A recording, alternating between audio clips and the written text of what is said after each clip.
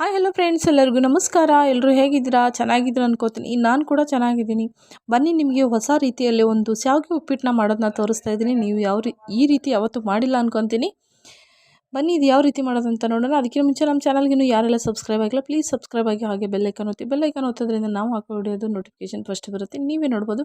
ನಾನು ಹೊಸ ರೆಸಿಪಿ ಎಲ್ಲ ಅಪ್ಲೋಡ್ ಮಾಡ್ತಾ ಇರ್ತೀನಿ. ಪ್ಲೀಸ್ ಸಬ್ಸ್ಕ್ರೈಬ್ ಮಾಡಿಕೊಂಡು ನೋಡಿ. ಶಾವಿಗೆ ತೊಗೊಂಡಿದ್ದೀನಿ, ಮತ್ತು ಕಡಲೆಬೇಳೆ ಮತ್ತು ಕಡಲೆ ಬೀಜ, ರುಚಿಗೆ ತಕ್ಕಷ್ಟು ಉಪ್ಪು, ಜೀರಿಗೆ, ಸಾಸಿವೆನ ತೊಗೊಂಡಿದ್ದೀನಿ. ಹಸಿ ಕೊತ್ತಂಬರಿನ ತೊಗೊಂಡಿದ್ದೀನಿ, ಮತ್ತು ಕ್ಯಾರೆಟ್ ಕಟ್ ಮಾಡಿ ಇಟ್ಕೊಂಡಿದ್ದೀನಿ ಸಣ್ಣಕಾಗಿ. ಎಲೆಕೋಸು ಕೂಡ ನಾನು ಸಣ್ಣಗೆ ಕಟ್ ಮಾಡಿ ಇಟ್ಕೊಂಡಿದ್ದೀನಿ. ಕರಿಬೇವು, 2 ಈರುಳ್ಳಿನ ನಾನು ಸಣ್ಣಕಾಗಿ ಕಟ್ ಮಾಡಿ ಇಟ್ಕೊಂಡಿದ್ದೀನಿ. ಹಸಿಮೆಣಸಿನಕಾಯಿ, ಮಾಡೋಕ್ಕೆ ಎಣ್ಣೆ. ಇಲ್ಲಿ ನಾನು ಒಂದು ಕಡಾಯದಲ್ಲಿ ನೀರು ಕಾಸಕ್ಕೆ ಇಟ್ಟಿದ್ದೀನಿ. ಈ ಕಡಾಯದಲ್ಲಿ ನಾನು ಇಲ್ಲಿ ಶಾವಿಗೆ ಹುರಿತಾ ಇದ್ದೀನಿ.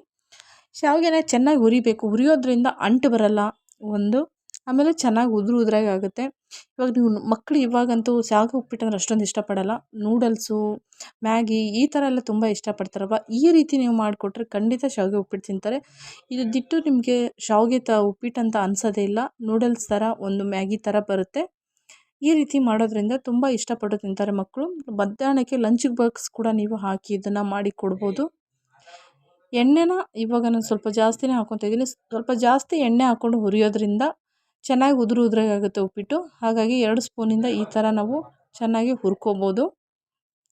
ನೋಡಿ, ಇವಾಗ ಹುರಿದು ನೀಟಾಗಿ ರೆಡಿಯಾಗಿದೆ. ಹುರಿದಾದ್ಮೇಲೆ ಕುದಿಯೋ ನೀರಿಗೆ ನಾನಿಲ್ಲಿ ಶಾವಿಗೆ ಹಾಕ್ತಾಯಿದ್ದೀನಿ. ಈ ಥರ ಫಸ್ಟೇ ನೀರು ಕಾಯಿಸ್ಕೋಬೇಕು. ನೀರು ಕಾಯಿಸ್ಕೊಂಡು ನೀರಿಗೆ ನಾವು ಶಾವಿಗೆ ಹಾಕ್ಕೊಂಡು ಚೆನ್ನಾಗಿ ಅದನ್ನು ಒಂದು ಸತಿ ಕುದಿಸ್ಕೋಬೇಕು. ಫಸ್ಟು ಚೆನ್ನಾಗಿ ಕುದಿಬೇಕದು.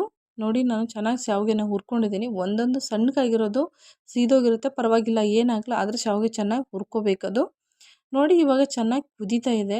ಈ ಥರ ನೀಟಾಗಿ ಕುದ್ದಾದಮೇಲೆ ನೋಡಿ, ಈ ಥರ ತೂತಿರೋ ಜಲ್ಲಡಿಗೆ ನಾನು ಸೋಸ್ಕೊತಾ ಇದ್ದೀನಿ. ಇದನ್ನು ಫಸ್ಟು ನೀರೆಲ್ಲ ಬಸಿದು ತೆಗಿಬೇಕು. ಹವೆ ಬರುತ್ತಾ ಇದೆ ಕ್ಯಾಮ್ರಾಗೆ. ನೀಟಾಗಿ ಇದೆಲ್ಲ ನೀರನ್ನ ಬಿಸಿನೀರೆಲ್ಲ ಹಾಕಿ ತೊಳೆದು ತೆಗೆದ್ಮೇಲೆ ಇಲ್ಲಿ ನಾನು ತಣ್ಣೀರು ಬಿಡ್ತಾಯಿದ್ದೀನಿ. ತಣ್ಣೀರು ಬಿಟ್ಟು ನೀಟಾಗಿ ಅದು ಕೂಡ ತೊಳಿಬೇಕು. ಹಾಗೆ ಬಿಡಬಾರ್ದು, ತಣ್ಣೀರಿಂದ ತೊಳಿಬೇಕು ಅದನ್ನು. ನೋಡಿ, ಇವಾಗ ಎಷ್ಟು ಉದುರಾಗಿ ಬರ್ತಾ ಇದೆ. ಚೆನ್ನಾಗಿ ತುಂಬ ಮೆತ್ತಗಾಗಿ ಕುದಿಸ್ಕೋಬಾರ್ದು, ಮೀಡಿಯಮ್ ಆಗಿ ನಾವು ಕುದಿಸ್ಕೋಬೇಕಾಗುತ್ತೆ. ನೋಡಿ ಎಷ್ಟು ಉದುರಾಗಿ ನೀಟಾಗಿ ಬಂದಿದೆ ಅಂತ. ಇವಾಗ ನಾವು ಉಪ್ಪಿಟ್ಟಿಗೆ ಒಗ್ಗರಣೆಗೆ ರೆಡಿ ಮಾಡ್ಕೊಳ್ಳೋಣ. ಉದುರಾಗಿ ರೆಡಿಯಾಗಿದೆ ಶಾವಿಗೆ ಕುದ್ದು. ಇಲ್ಲಿ ಒಂದು 4 ಸ್ಪೂನಷ್ಟು ಎಣ್ಣೆನ ಹಾಕ್ಕೋತಾ ಇದ್ದೀನಿ ಉಪ್ಪಿಟ್ಟು ಮಾಡೋಕ್ಕೆ. 4 ಸ್ಪೂನಷ್ಟು ಎಣ್ಣೆ ಹಾಕ್ಕೊಂಡು ಜೀರಿಗೆ ಸಾಸಿವೆ 1 ಸ್ಪೂನಷ್ಟು ನಾನಿಲ್ಲಿ ಹಾಕ್ತಾಯಿದ್ದೀನಿ. ಜೀರಿಗೆ ಸಾಸಿವೆ ಚಟಪಟ ಆದಮೇಲೆ ಸ್ವಲ್ಪ ಕಡಲೆಬೇಳೆ, ಸ್ವಲ್ಪ ಕಡಲೆ ಬೀಜನ ಹಾಕ್ಕೋತಾ ಇದ್ದೀನಿ. ಇದನ್ನೆಲ್ಲ ಹಾಕ್ಕೊಂಡು ಚೆನ್ನಾಗಿ ಇದನ್ನು ಫ್ರೈ ಮಾಡ್ಕೋಬೇಕು ಸಣ್ಣ ಉರಿಯಲ್ಲಿ. ನೀವು ಉರಿ ತುಂಬ ಫಾಸ್ಟಾಗಿ ಇಟ್ಕೊಂಡು ಮಾಡಿದ್ರೆ ಸೀದೋಗುತ್ತೆ. ಹಾಗಾಗಿ ಸಣ್ಣ ಉರಿಯಲ್ಲೇ ನೀವು ಚೆನ್ನಾಗಿ ಅದನ್ನು ಫ್ರೈ ಮಾಡ್ಕೊಳ್ಳಿ. ಚೆನ್ನಾಗಿ ಅದನ್ನು ಫ್ರೈ ಆದಮೇಲೆ ನಾನಿಲ್ಲಿ ಮೆಣಸಿನ್ಕಾಯಿನ ಹಾಕ್ತಾಯಿದ್ದೀನಿ. ನೋಡಿ, ನಾನು ಉದ್ದಕ್ಕಾಗಿ ಮೆಣಸಿನ್ಕಾಯಿನ ಕಟ್ ಮಾಡಿದ್ದೀನಿ. ಯಾಕಂದರೆ ಮಕ್ಕಳ ಬಾಯಿಗೆ ಸಣ್ಣದಾಗಿ ಕಟ್ ಮಾಡಿ ಹಾಕಿದ್ರೆ ಸಿಗುತ್ತೆ. ಹಾಗಾಗಿ ಈ ಥರ ಉದ್ದಕ್ಕಾಗಿ ಕಟ್ ಮಾಡಿ ಹಾಕಿದ್ರೆ ಮಕ್ಕಳು ಎತ್ತಿಟ್ಬಿಡ್ತಾರೆ. ಹಾಗಾಗಿ ಉದ್ದಕ್ಕಾಗಿ ಕಟ್ ಮಾಡಿ ಹಾಕ್ಕೊಳ್ಳಿ. ನಿಮ್ಮ ಮನೇಲಿ ಚಿಕ್ಕವ್ರು ಯಾರೂ ಇಲ್ಲ ಅಂದರೆ ಚಿಕ್ಕದಾಗೆ ಕಟ್ ಮಾಡಿ ಹಾಕ್ಕೊಳ್ಳಿ, ಪರವಾಗಿಲ್ಲ. ಆದಮೇಲೆ ನಾನಿಲ್ಲಿ ಈರುಳ್ಳಿ ಮತ್ತು ಎಲೆಕೋಸು, ಕ್ಯಾರೆಟು ಇದನ್ನೆಲ್ಲ ಹಾಕ್ಕೊಂಡು ಚೆನ್ನಾಗಿ ಇದನ್ನು ಫ್ರೈ ಮಾಡ್ಕೋಬೇಕು. ನೀಟಾಗಿ ಫ್ರೈ ಮಾಡ್ಕೋಬೇಕಾಗುತ್ತೆ. ಹಸಿ ವಾಸನೆ ಎಲ್ಲ ಹೋಗಬೇಕು. ಎಲ್ಲ ಹಸಿದಾಗಿ ಇರೋದ್ರಿಂದ ತರಕಾರಿ ಕುದಿಸ್ಕೋಬೇಕಂತ ಏನಿಲ್ಲ, ಚೆನ್ನಾಗಿ ಎಣ್ಣೆಯಲ್ಲಿ ಫ್ರೈ ಮಾಡ್ಕೊಂಡ್ರೆ ಸಾಕು ಇದು.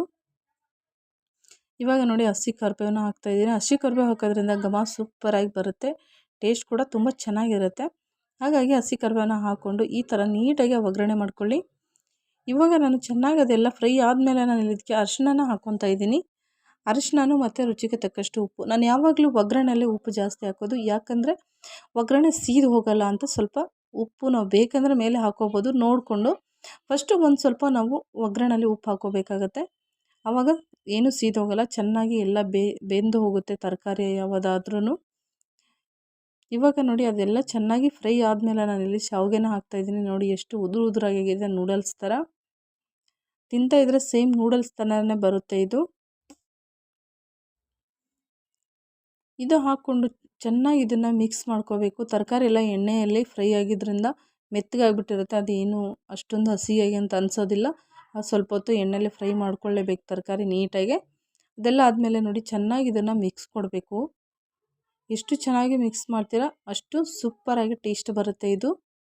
ನೀರೇನು ಹಾಕೋದು ಬೇಡ, ಏನಿಲ್ಲ. ಶಾವಿಗೆ ಕುದಿಸೋದ್ರಿಂದ ಏನಿಲ್ಲ, ಚೆನ್ನಾಗಿ ಇದನ್ನು ಮಿಕ್ಸ್ ಮಾಡ್ಕೊಂಬಿಟ್ರೆ ಶಾವಿಗೆ ಉಪ್ಪಿಟ್ಟು ರೆಡಿ. ನೋಡಿದ್ರೆ ಎಷ್ಟು ಕಲರ್ಫುಲ್ಲಾಗಿ ಉದುರಾಗಿ ಎಷ್ಟು ಚೆನ್ನಾಗಿ ಬಂದಿದೆ ಅಂತ. ಮಕ್ಕಳು ತರಕಾರಿ ಕೂಡ ತಿನ್ನಲ್ಲ. ತರಕಾರಿ ತಿನ್ನದೇ ಇರೋ ಮಕ್ಕಳನ್ನೆಲ್ಲ ಈ ಥರ ನೀವು ಹಾಕಿ ಮಾಡಿಕೊಟ್ರೆ ಖಂಡಿತ ತಿಂತಾರೆ. ನೋಡಿ ಪೂರ್ತಿಯಾಗಿ ಕಂಪ್ಲೀಟಾಗಿ ರೆಡಿಯಾಗಿದೆ. ಇವಾಗ ಇದ್ರ ಮೇಲೆ ನಾನು ಕೊತ್ತಂಬರಿನ ಹಾಕ್ತಾಯಿದ್ದೀನಿ. ಕೊತ್ತಂಬರಿ ಹಾಕ್ಕೊಂಡು ಸ್ವಲ್ಪ ಮಿಕ್ಸ್ ಮಾಡ್ಕೊಂಡಿದ್ದೆ. ಅದನ್ನು ಸ್ವಲ್ಪ ಮಿಕ್ಸ್ ಮಾಡ್ಕೊಂಡು ನೋಡ್ತಾ ಇದ್ದೀರಲ್ವ, ಶಾವಿಗೆ ಉಪ್ಪಿಟ್ಟು ರೆಡಿ ಆಯಿತು. ನಿಮಗೂ ಕೂಡ ಇಷ್ಟ ಆಯ್ತು ಅನ್ಕೊತೀನಿ. ಯಾರಿಗೆಲ್ಲ ಇಷ್ಟ ಆಯಿತು ಒಂದು ಲೈಕ್ ಮಾಡಿ. ಹಾಗೆ ಇದೇ ಥರ ಈಸಿ ರೆಸಿಪಿಗಾಗಿ ತುಳಜಾ ಅಡುಗೆ ಚಾನಲ್ನ ಸಬ್ಸ್ಕ್ರೈಬ್ ಮಾಡ್ಕೊಳ್ಳಿ. ಹಾಗೆ ಬೆಲ್ ಐಕನ್ ಒತ್ತಿ. ಬೆಲ್ ಐಕನ್ ಒತ್ತೋದ್ರಿಂದ ನಾವು ಹಾಕಿಡೋದು ನೋಟಿಫಿಕೇಷನ್ ಬರುತ್ತೆ, ಫಸ್ಟ್ ನೀವೇ ನೋಡ್ಬೋದು. ಹಾಗೆ ಈ ರೆಸಿಪಿ ಅನಿಸಿಕೆನ ಖಂಡಿತ ಕಮೆಂಟ್ ಬಾಕ್ಸಲ್ಲಿ ಕಮೆಂಟ್ ಮಾಡಿ ತಿಳಿಸಿ ಯಾವ ರೀತಿ ಬಂದಿದೆ ಅಂತ. ಜೊತೆಗೆ ಶಾವಿಗೆ ಪಾಯಸ ಕೂಡ ಇದೆ. Thank you. ಎಲ್ಲರಿಗೂ ವಿಡಿಯೋ ನೋಡಿ